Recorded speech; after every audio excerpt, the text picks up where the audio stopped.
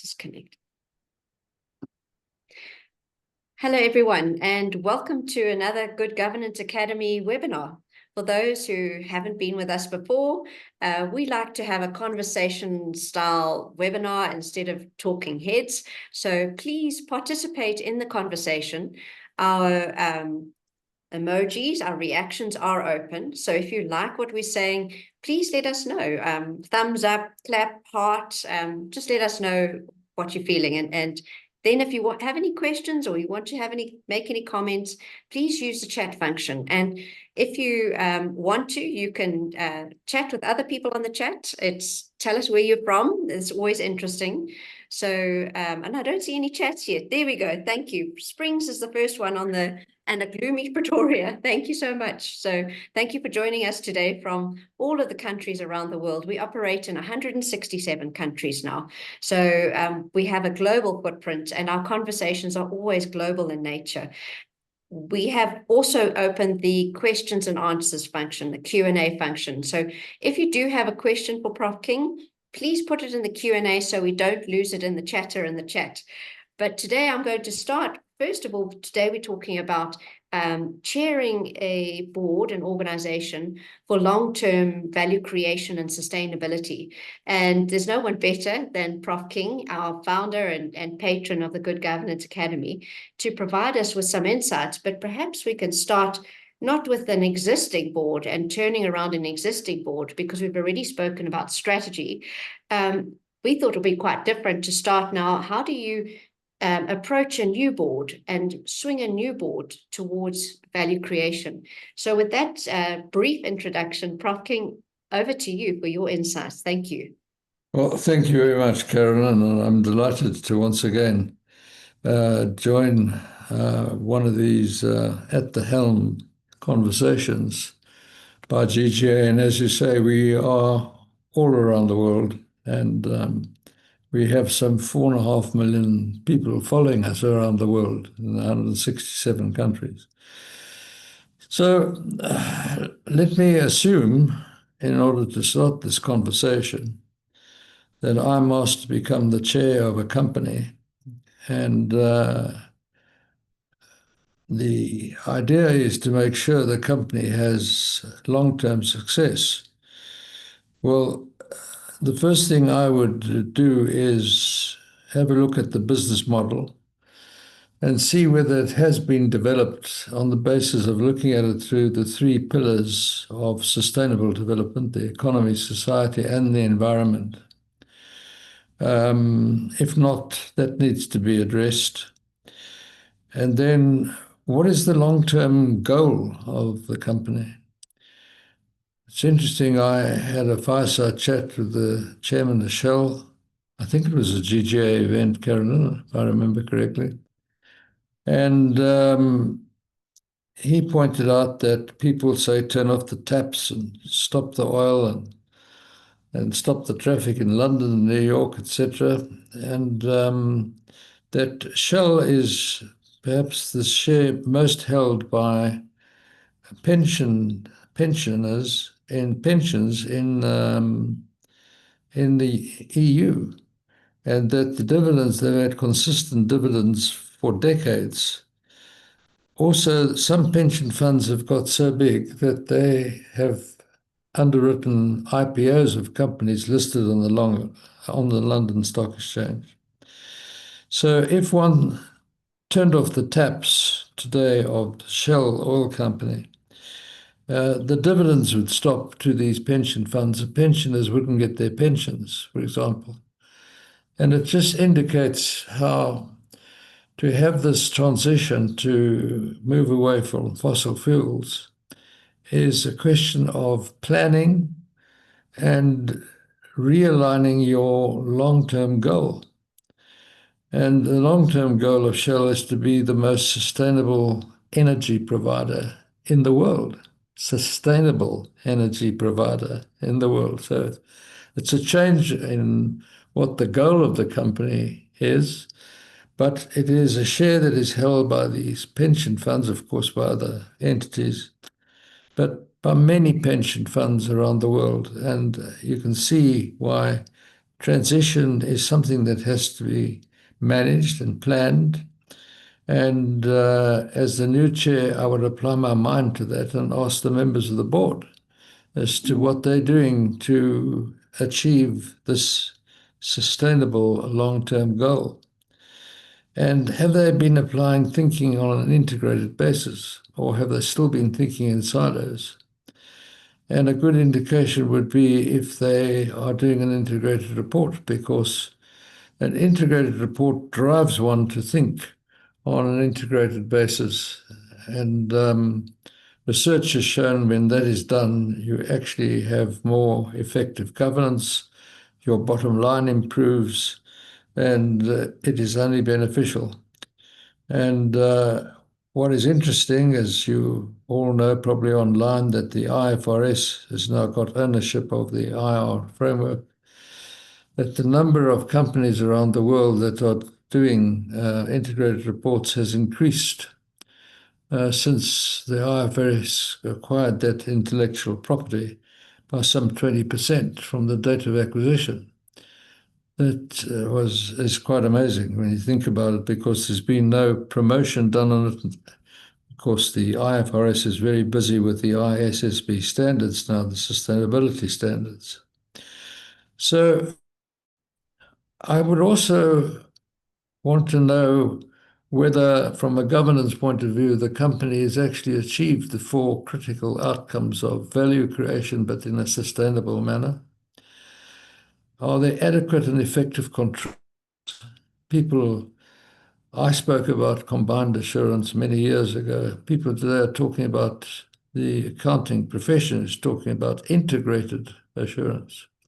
So you actually have a very informed internal audit, and a lot of companies today are using hybrid internal auditors, and that is taking one of the big six to be an internal auditor together with your internal audit executive, head of internal audit. They work together, but they do a lot of the work that would have been done by the external auditor. And the external auditor starts accepting the assurances given by the internal auditor, which is one of the big six. And so you can actually start reducing also the cost of audit, and the quality of your audit improves. The other reason for having one of the big six in your hybrid internal audit is the uncertainties being created by generative AI and the whole technological development. Also the 99% of companies cannot afford to keep up with the technological development in a machine sense. And but the big six have it because of their balance sheets. And so when you have this hybrid internal audit model, it actually helps. So then, has the company had effective leadership? Effective in a sense that they've accepted that the directors are the guardians of the company's assets and its business affairs. And as guardians, they need to treat it with great care. And of course, they need to report anything which is material. And materiality in that legal sense is defined as any information which, as a matter of probability, could influence the mind of the user as to whether to continue granting credit to the company or not, for example. And so I would investigate whether that has happened, and then find out really in the community in which the company is operating, what is the trust and confidence level in that company as a good corporate citizen? It's important to find that out. So also, has the board identified the geopolitical tensions which would be affecting and impacting on the company and impacting on strategic decisions being taken from time to time? What are the skill shortages that are needed in the business? Has the board applied its mind to that? Because you've got to have the right skills in order to achieve that long-term that long-term goal. And there are nature and biodiversity losses around the world. What are the natural assets which the company is using in producing its product? And how do they try and conserve that natural asset? So then there are weather events. Now, whether the Trump administration likes it or not, it's a fact that business is at the junction of the economy, society, and the environment. And that will never change. And we did go through at least a century of where there was primacy given to one stakeholder, namely the shareholder. But the increase in profits, which Professor Friedman said was the sole purpose of the limited liability company, was actually subsidized by society and the environment during the 20th century, hence the degradation of planet Earth and the endeavors now to try and heal that and conserve it.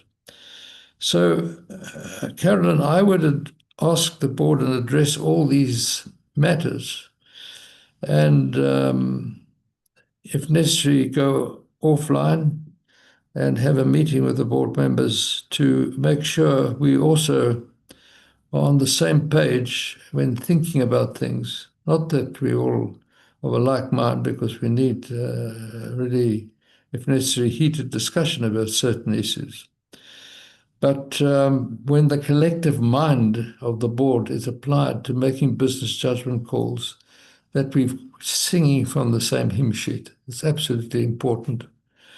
So I would talk about that, and having got all that together, you can start cheering for achieving the long-term goal. And that would be a bit of a mouthful for the board to start swallowing and to get all that correct. And that could take maybe a year or two, maybe even, to get it right. But always with your eye on that long-term goal. So from time to time, you're going to make strategic short-term decisions. And but the long-term goal must never be forgotten, that you want to achieve, for example, Shell, the most sustainable energy supply in the world. So a long answer to your question, Carolyn. No, it's brilliant. Let me just take, I've got lots of questions, but the question from Kerry is, thank you for leading this conversation. Is the foundation of the formation of the company, the board and the chair or the CEO? If it is he or she, is it, if it's, is he or she is not the chair? So let's just try that again. Is the foundation of the formation of the company, the board and chair or the CEO? And the CEO, if they're not the chair, obviously, if they're separate roles. The answer is neither, because the chair is there to lead the board, and the chair should actually be appointed from the directors themselves. And one of the weaknesses in state-owned entities, especially when an entity is formed not in terms of the Companies Act, but by statute becomes a legal persona, is that they also provide that the shareholder appoints the chairman and the chief executive.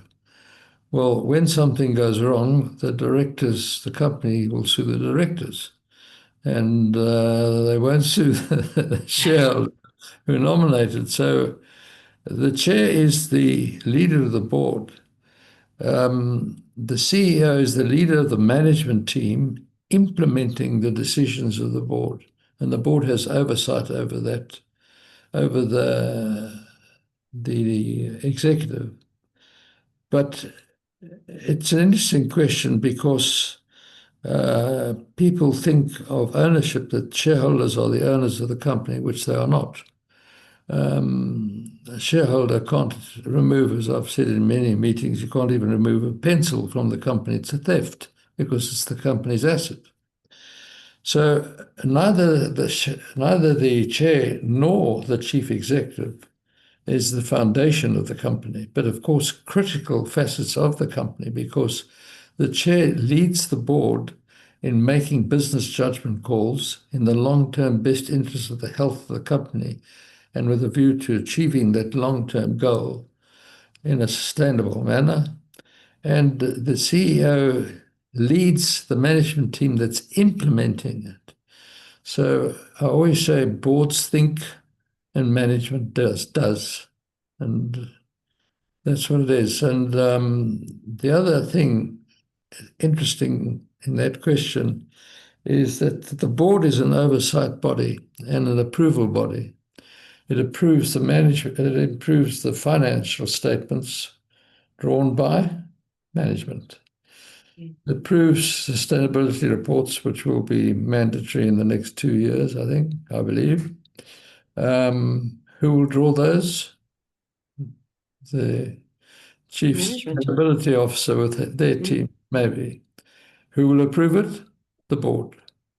So the board is an approval body, and it's that collective mind when they all come together as one mind, the board, to approve. And that's the other importance of an integrated report, because it's the one time that the board actually speaks. It reports to the company to which the directors owe their duty, and through the company to all the stakeholders.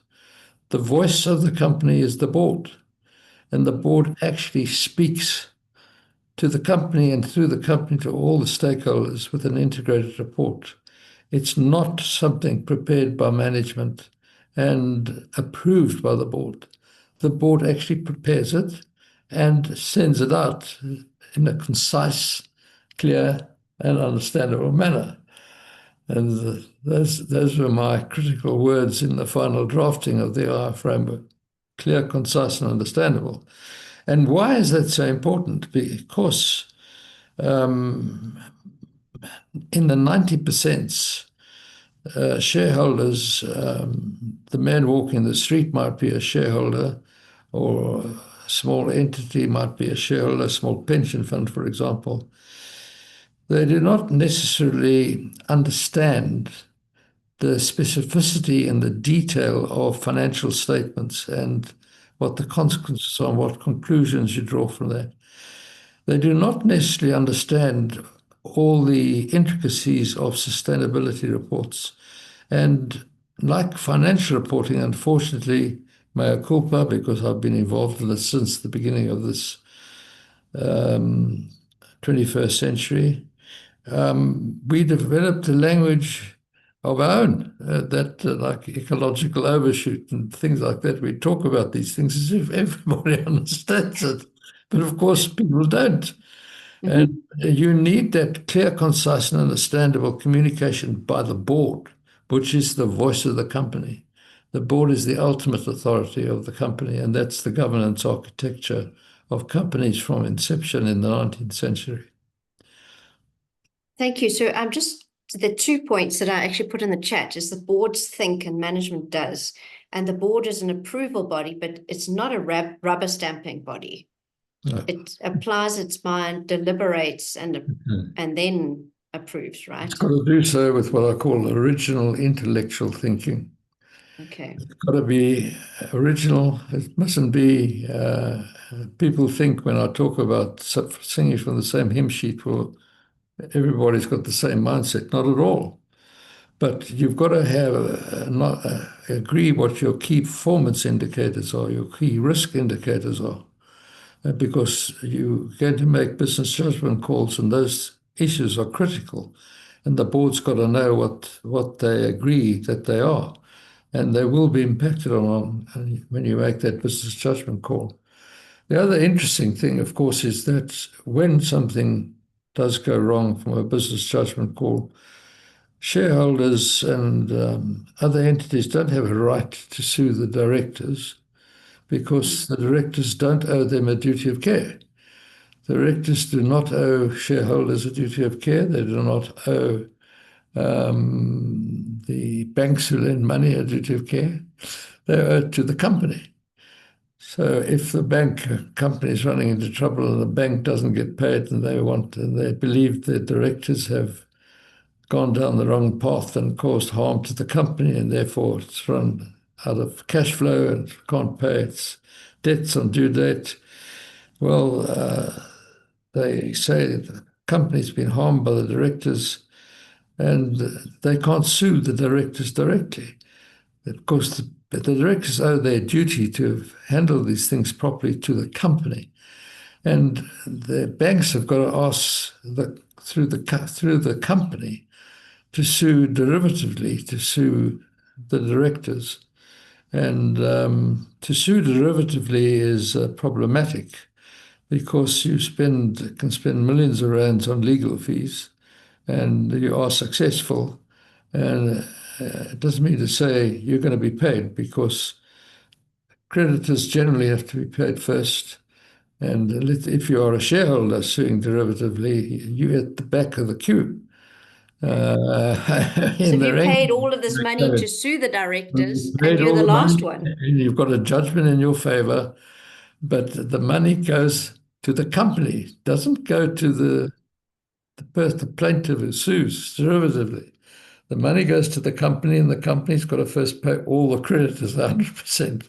And if there's anything left over, then it starts going to. But there's a whole ranking of the creditors, like secured creditors, preference creditors, etc., etc. So a lot of thinking goes into these foundational aspects, which the first question I asked. Yes, absolutely.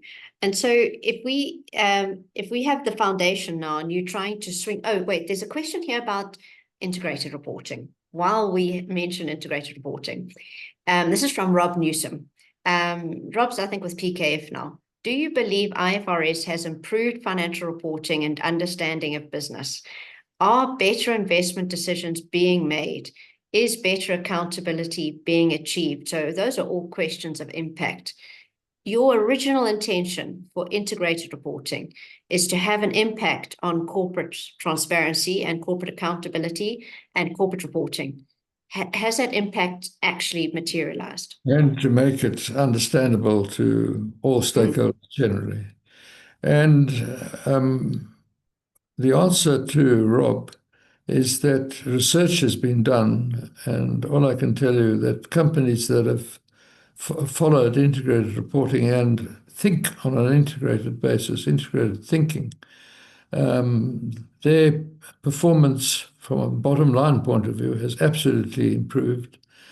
Their reputations have improved. The trust and confidence in that company by the community in which they operate has improved.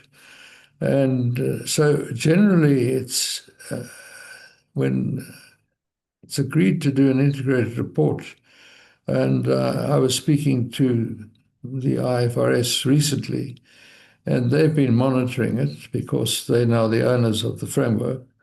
And there's been a 20% increase globally in integrated reporting, even though there's been no promotion of it, because, as you all know, the IFRS is very busy with the ISSB standards.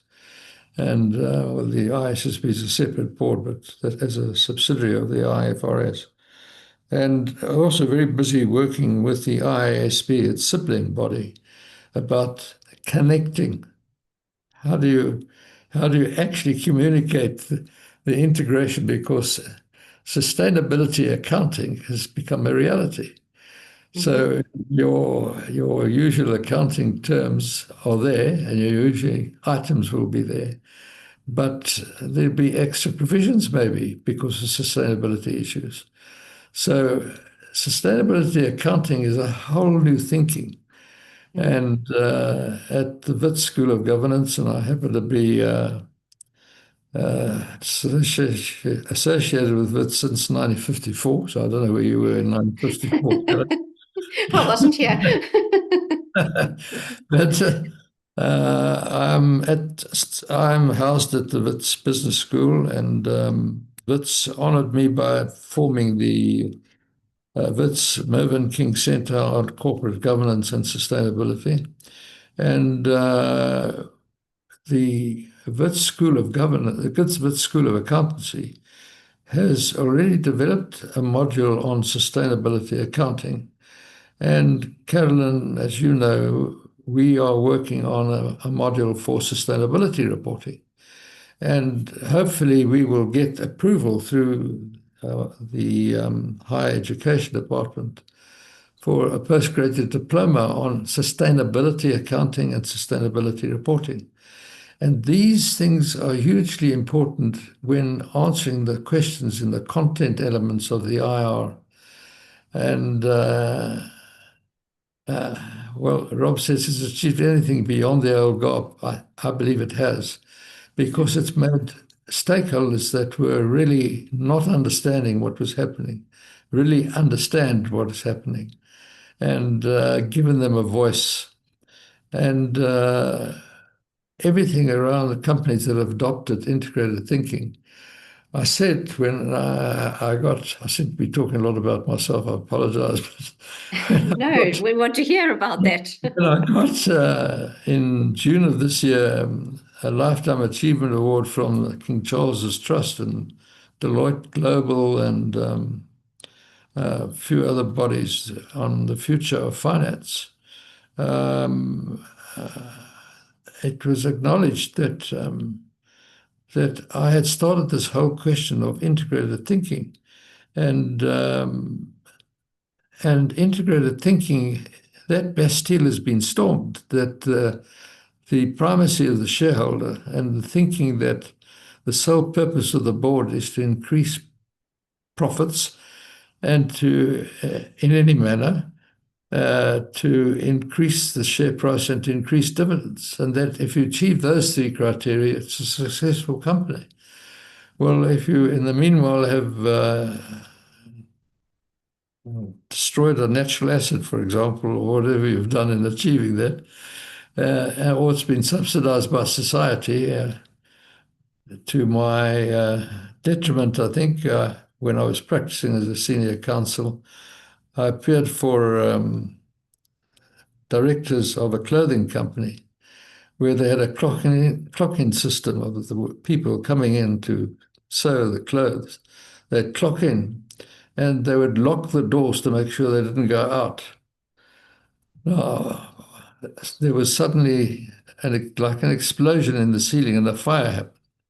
And this factory was on the second and third floors of a building in Johannesburg, and people jumped out of the windows, and 3 people were killed, died. And some people, 2 died from jumping, and 1 died from the fumes until they got the door open. And the directors were charged criminally with culpable homicide, and I got an acquittal. How did I get an acquittal? It's because cotton, when you're dealing with cotton, its invisible fibers go up, and they go up because they're so light, and they go up and they settle in the ceiling. And I had expert evidence on that. Actually settle in the ceiling. And if you get an extraordinary wind or something, these fibers rub against each other and actually cause a flame. And once you cause a flame, that just spreads through these cotton minuscule fibers. And that's why they heard an explosion. And then they saw fire through the whole ceiling. And the question was, in law, could the directors reasonably have foreseen this would happen? And the judge I appeared before came to the conclusion they couldn't reasonably have foreseen that, because I led a lot of expert evidence on this. And so it's another example of thing you've got to be cautious of in making sure you achieve that long-term success. And it's interesting. So in answer to Rob, again, the story I've just told you is a real life story. But if people were aware that the company was dealing with just cotton fabric and experts had read an integrated report, which clear, concise, and understandable, but not understanding the financial statements or the sustainability reports, they would have said, are you careful about those cotton fibers in the ceiling? Exactly. Health and safety. Or an expert would have seen that.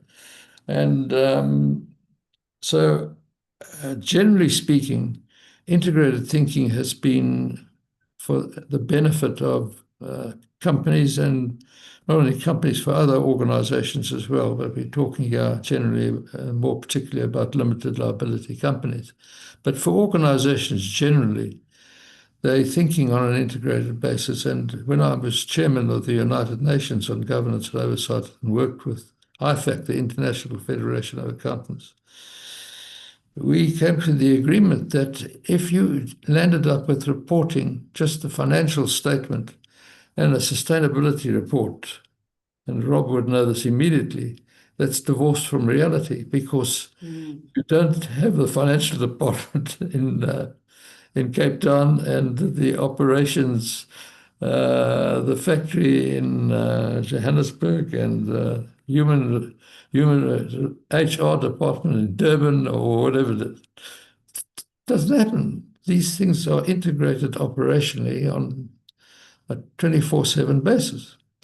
And as you operate, so you should report. And many great asset owners and asset managers, such as BlackRock, CalPERS, CalPERS said that integrated reports, they read that first, and they get this overview picture of the company financially and sustainably, and etc.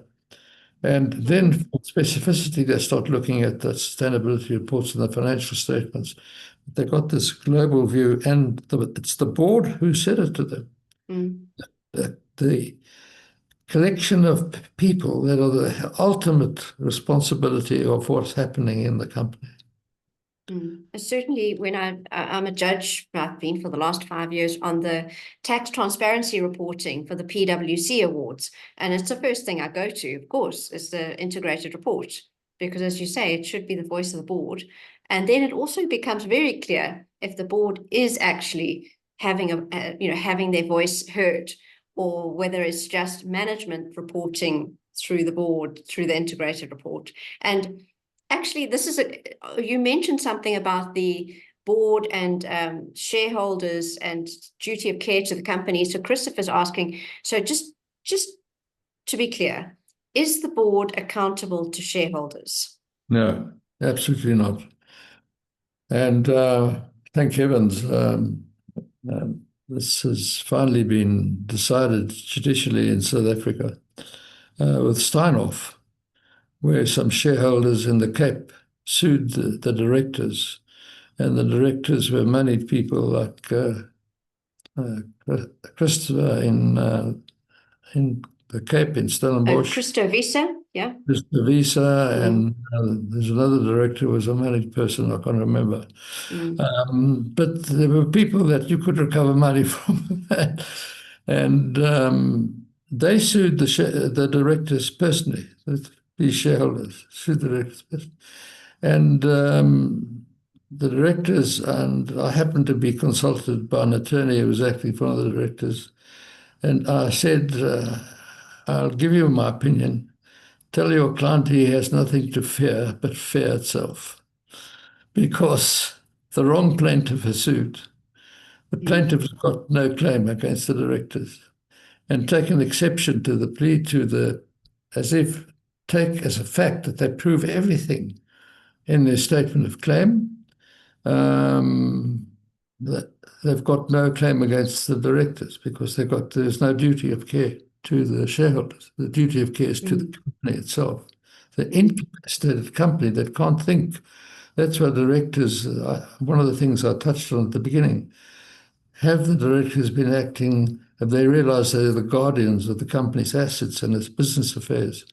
The same as they'd be the guardian of a young child, how they would treat that young child.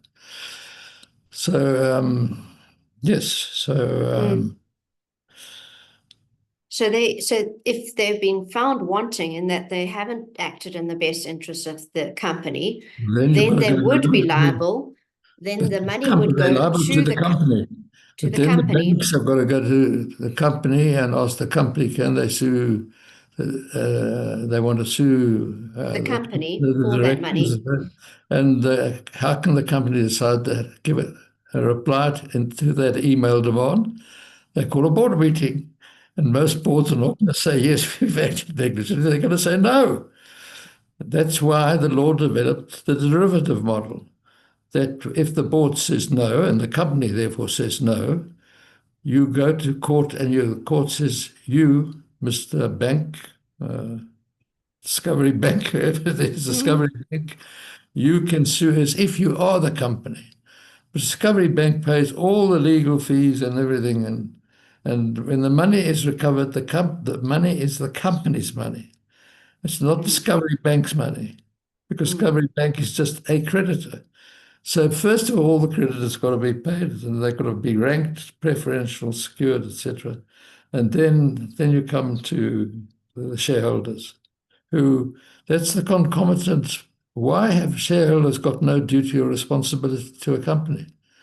They've got none, but the concomitant is that when the company fails or it's run into problems, they are always at the back of the queue.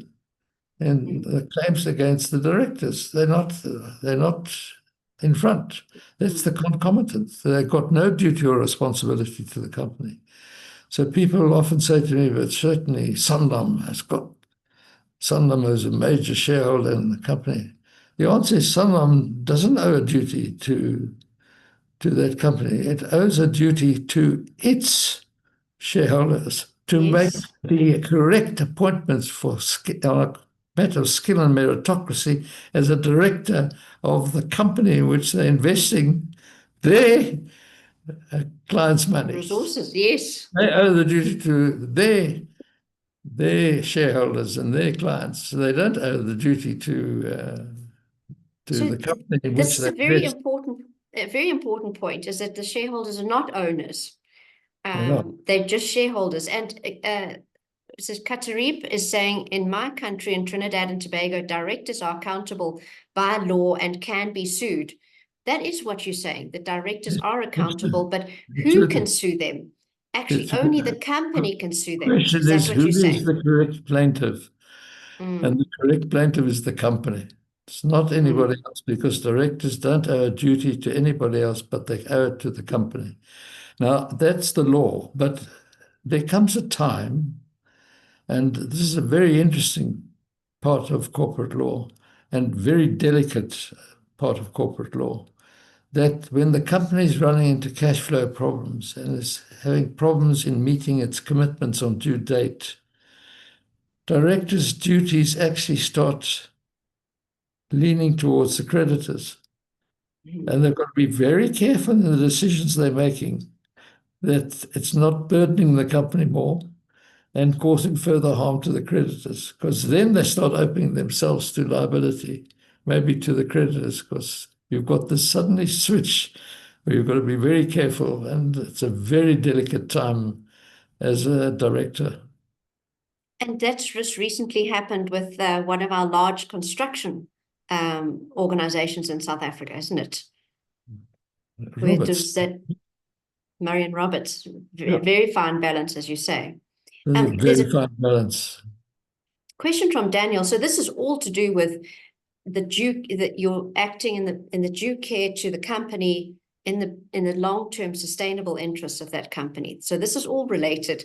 And this is a It question. just shows what the duties of a chair is, to make sure that the directors are acting, this collective mind is acting in the right manner at a particular time.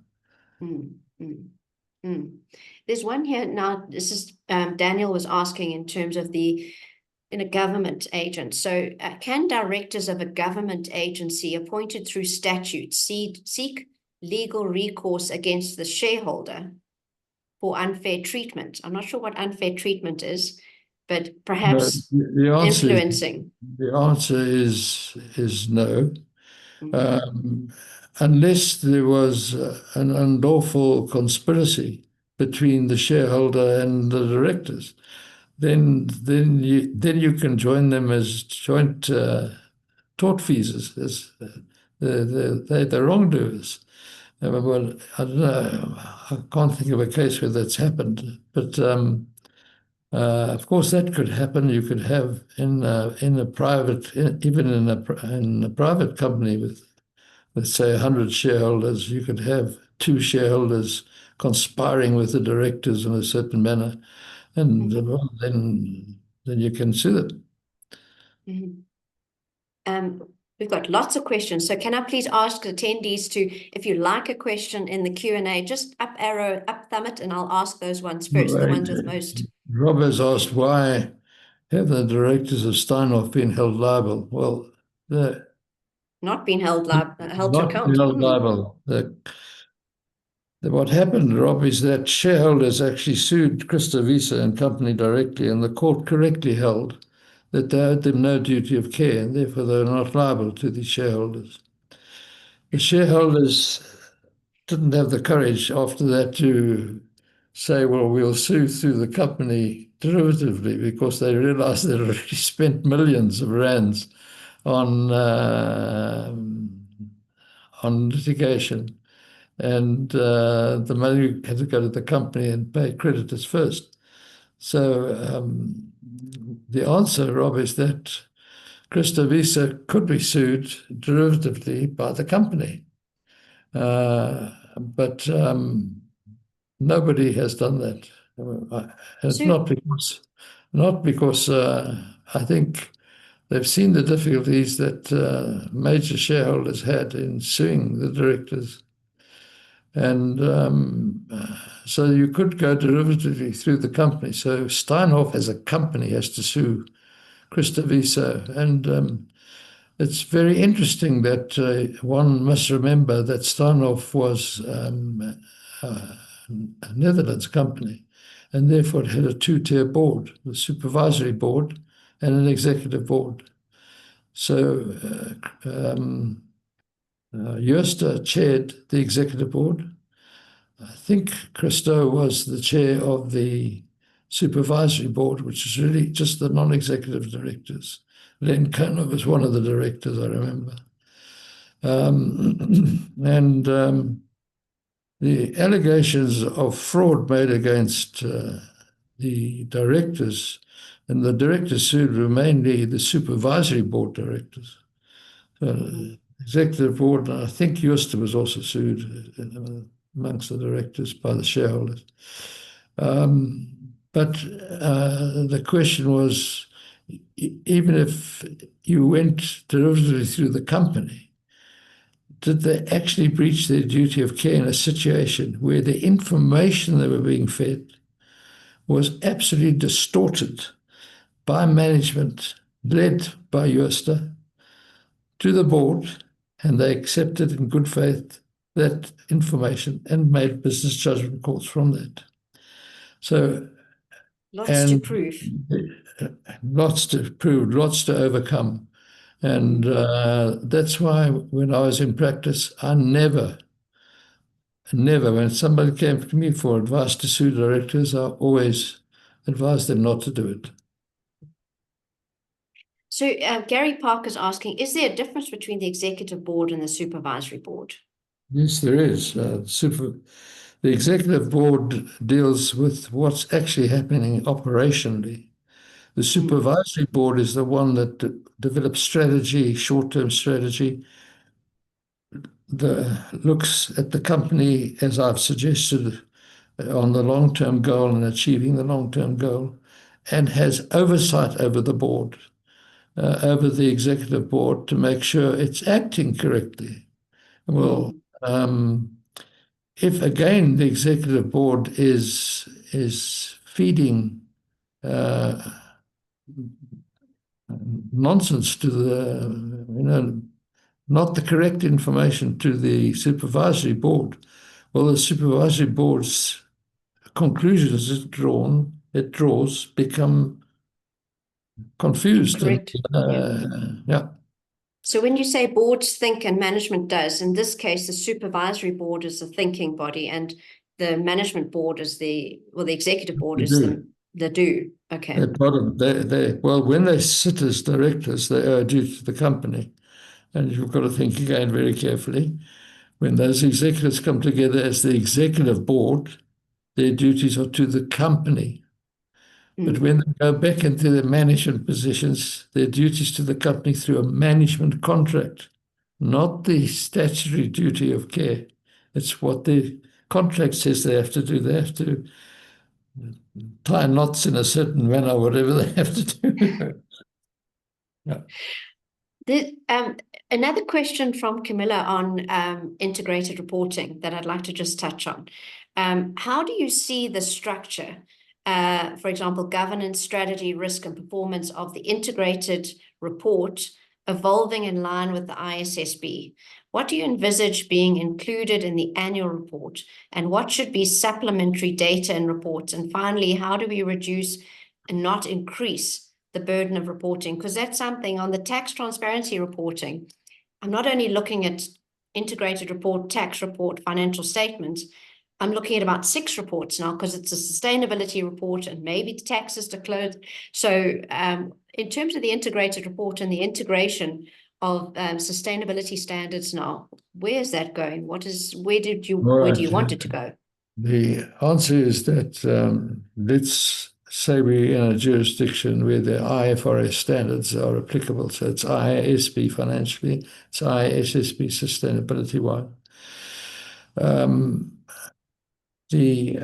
There's a lot of specificity and a lot of people don't understand financial language and the conclusions one can draw from a balance sheet or the profit and loss statement. And the same thing with sustainability reporting, something that you're very steeped in, Carolyn. And the average person who reads that doesn't necessarily draw the correct conclusions. And the whole content elements of the IR is for the board, the most informed body of persons about what's happening in the company. It deals with this in a clear, concise, and understandable manner, but now more informed in answering those questions by the sustainability reports, because before they were dealing only with financial reports and were sort of blown around in the wind when it came to sustainability issues, although right from the beginning of this century, sustainability started gathering steam, and we know from research that the market value of companies, only 20% of the value was reflected in the financial statements. And 80% was not even being reported on by directors. So directors were not even discharging their duty of accountability. Terrible. In fact, there's a point here about Christopher saying, who is responsible if the company becomes insolvent? Management who are directed or overseen by the board, and is the loss then borne by society? Well, the answer is that the company has a claim against the directors if they have acted negligently or haven't properly applied their mind in making a business judgment call. They haven't considered the 3 pillars of sustainable development, for example, and the company causes harm to the environment, and so environmental laws are transgressed. The company is fined millions of rands or dollars, pounds, whatever it is, and the company runs into financial difficulties. Well, the people responsible for that are the directors are responsible, because the directors should have oversight over what management is doing. And is management liable? Yes. A company can sue management, but through the contract that it has with the company. Now, you've been a director of many companies, Carolyn, and you've got a contract with the company. And that sets out what your duties are in that contract. Yes. They're different from what's set out in the Companies Act for a director. They specifically tell you you've got to do this, you've got to do that, you've got to oversee that, you're responsible for this. If you've breached that, the company can sue you for loss. Yes, because you have a contract with the company. Right. Okay, more than just your appointment in terms of law. The terms of contracts with the company of managers around the world are different. There's not one set of standard contracts. I mean, you're an IT expert, so you had an IT contract involving technology. The person next to you would have is a hydrologist. He would have contract dealing with the conservation of water, whatever it is. Yes. And so the terms of the contract are completely different, and the Yes. responsibilities and what you've got to fulfill it. But if you breach that, the company's got a claim against you for damages and it causes harm to the company. But it's a contractual claim. It's not through the statutory duty, even though you, as the head of the Also, IT, the chief information officer, are also a director of the company. When you yeah. walk in that boardroom, you've got your statutory duties of duty of care, skill, and diligence. And the contractual duties. Yeah. Well, Uh, uh, management. You yeah. don't have those duties when you're sitting as a director. You now have different duties, and that's why I always talk about caps.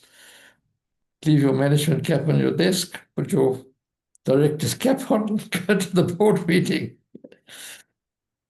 Yeah, it's very, very difficult for executive directors to Absolutely. juggle those two. But it sounds to me from all of our discussions today, and I know we are coming to the end, but it's from everything you've said, we've gone from legal liability to and personal liability to integrated reporting to internal controls and integrated assurance and this is all about sustainability. So when we talk about sustainability from a board level and the long-term value creation, long-term sustainable value creation from a chair's perspective, we're not talking about biodiversity and climate only. We're talking about the sustainability of the organization at so many different levels. So it feels to me like sustainability is, and as you say, it's your business model needs to change. This is not just another report. We shouldn't be talking about, from what you're saying, is I'm hearing, we shouldn't just be talking about, is this an ISSB standard, or is this an FRAG or a VSME standard, or actually this is about the way we do business is fundamentally shifting. Is that the conversation at the board level that a chair should be driving?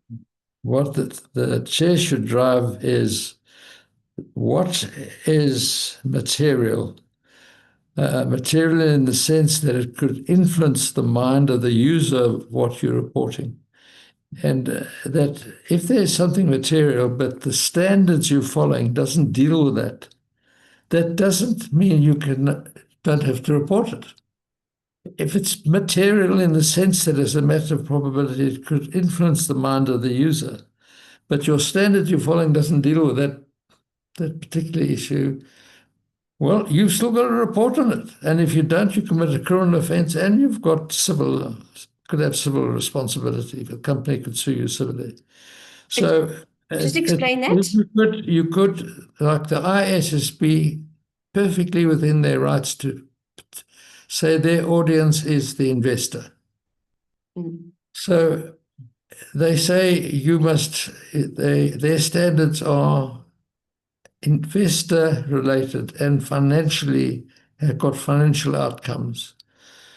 But that doesn't mean if you follow those standards to the letter that you have fulfilled your obligations of disclosing material information in the sense of information which could influence the mind of the user as to whether to remain a creditor of the company or not, that you don't have to disclose that. You certainly have to disclose it, even though it's only got an environmental outcome at the moment, not a financial outcome. Eventually it will become financial, but at the moment it hasn't got, but you've still got to disclose it. And hence the ISSB introducing that question of interoperability, which you know is an IT word. It's really not a word dealing with the question of corporate standards. But it's now been introduced and everybody uses it as if it's part of the corporate world, that you have this interoperability, that you report on the ISSB standards, which have just got these financial outcomes. And interoperability, if you've got something else which is material, you've got to still report it. But what do? Do you follow the ESRS? Do you follow the European standards? Do you follow the GRI? Or do you just report it as you see fit? You can't find a standard that helps you. So it's very interesting that EFRAG, the working group for the EU, and the executive of the ISSB are talking about alignment. And please God, there is an alignment, because at the moment you've got out there, Carolyn, as you would know, compliance panic, especially not large companies or listed companies that can afford consultants like you, for example, uh, or PwC or Deloitte, Deloitte. whoever it is. Um, Most companies can't afford consultants to help them with these things, and there's compliance panic out there. Say, well, what is the standard we have to adopt? And the answer is we don't know what standard is actually going to be mandated in South Africa. As we all know, Section 203 of the Companies Act creates the Financial Reporting Standards Council, which has the power to say what standard of reporting financially we should adopt, which we've adopted the IASB standards, International Accounting Standards Board standard. But it's got no power, the Financial Reporting Standards Council, to tell any organization or limited liability company in South Africa to follow the ISSB standards or follow the EU standards or follow the SEC directives. They're not standards. They've got no power to do that. And that's why that needs to be amended through Parliament to give it the power to deal with sustainability issues. And then you will get the board made up not only of accountants, financial people, but people who are zoologists, hydrologists, Yes. whatever, ecological people. And so you have 5 of those people and 5 of the accountants, and those 10 people who have a different mindset now applying to what needs to be reported and what is in the long-term best interest of the health of South Africa from a longevity point of view. Which standards should we adopt? Well, maybe we should look at who is the biggest trading partner of South Yes. Africa. Yes, so not just lawyers and accountants, we need economists and Absolutely. ecologists I think you and need climate scientists and I think you need an yeah, economist there, yeah.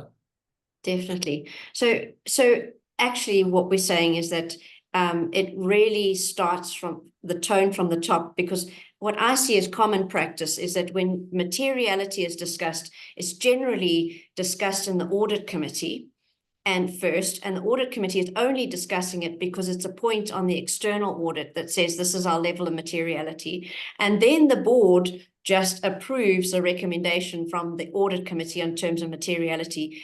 That is all now on its head, because companies, well, certainly since the Brundtland Commission in 1987, companies really have to be consider the materiality of more than just financial, because we materially impacting the environment, and the environment climate is materially impacting us as an organization today. It's inside out and it's outside in on a company's enterprise value.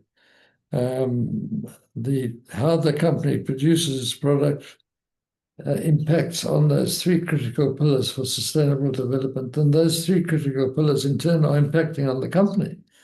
And the example economically is the collapse of Lehman Brothers, impacted on the balance sheets of almost every organization in the world.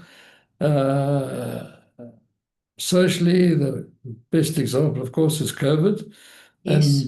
And environmentally, climate change, bushfires. I mean, we see what's Lots. happening. So the Trump administration would say, forget about DEI, as they call it there, and but the facts are the facts. As I said when I was giving a talk at some conference a couple of weeks ago, that you can't get rid of those facts. So the SEC can say we should focus on the financial reporting. And you, Mr. IFRS, that was the chairman of the SEC, said in a speech recently, forget about these specious things you are focusing on, and just let's focus on financial standards of reporting. Well, is climate change a specious thing? Is locking the doors of a factory to keep your workers in? You have a fire, a specious thing, the way you treat your workers. No, there's no doubt when you analyze it, profits have been subsidized by society and the environment. And it's our duty of care to then show those material factors. Correct. Yeah. So thank you very much. I think the last word is, and I'll leave it to you in terms of summarizing, chairing for long-term sustainability. What would you say that is? I mean, you've given all the factors. What is the... What I say is that you've got to have a long-term goal in place, and I've chaired boards where I've turned around companies, and so my colleagues and of the board, we've turned around companies, and you've got to keep that long-term goal in your eyesight. You know, it's got to be in the crosshairs of your rifle, and in between you're going to make short-term decisions, and from time to time you've got to alter them, you've got to change them. But don't lose sight of that long-term goal. So there's a goal, there must be a focus on the long-term health of the company, the long-term best interest of the health of the company. Because if you get that right, it's in the long-term best interest of all the stakeholders. Great. Thank you very much. And thank you very much to everybody online. We will be providing summaries, the recording, everything is on the same link that you use to register. That page will be updated, so you will always have access to this recording and the summaries and the explainer videos and the podcast style summaries. So please go and have a look at the registration page. And thank you for your questions. We will get to those as well. I will put a frequently asked question section on the page as well. So thank you so much, Prof King, again, for providing us with your deep insights. And we are looking forward to the next Taking the Helm event with you. So thank you very much. Thank you.